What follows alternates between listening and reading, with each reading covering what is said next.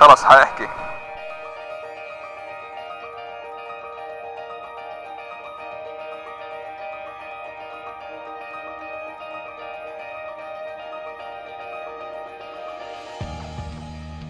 The new trends of leadership nowadays is not about the typical old-fashioned general-like leadership. We're not in an army anymore.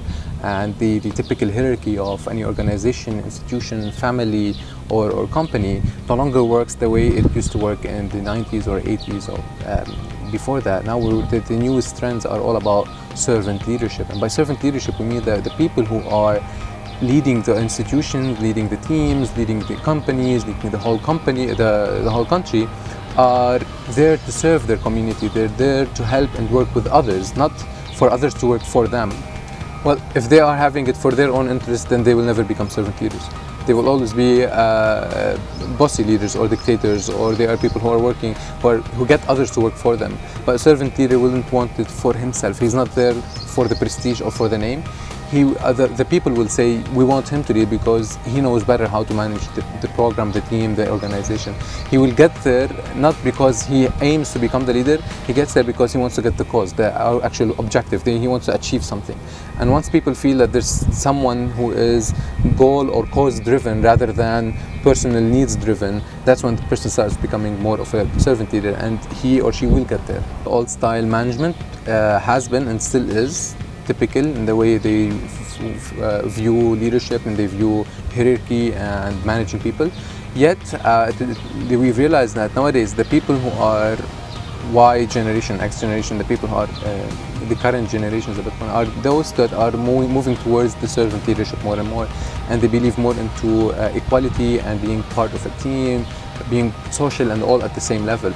Yet there are still some elements of old style leadership where people who lack enough confidence, or people who lack enough belief in their own selves and in their own skills, that they try to cover that up by being bossy over others and by acting all so tough and so rigid, so that they can show others that they are in control when they know for a fact that they lack the skills, they lack the confidence in their own selves.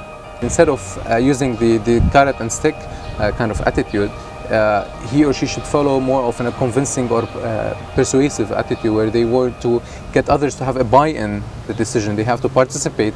We all now are more or less social beings, and social behavior, we focus a lot on our social behavior and social interactions more than just following the leader, or we no longer are willing to follow the rules even if they are right. If they are being enforced by the stick and carrot kind of attitude, reward or punishment. For me, my activism or my role in life is a multitude. It's a multi-tiered reason.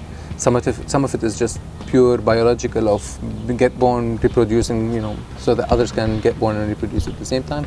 Some of it might be fulfilling a religious message, where we are working and trying to preserve an earth or the humanity that God created.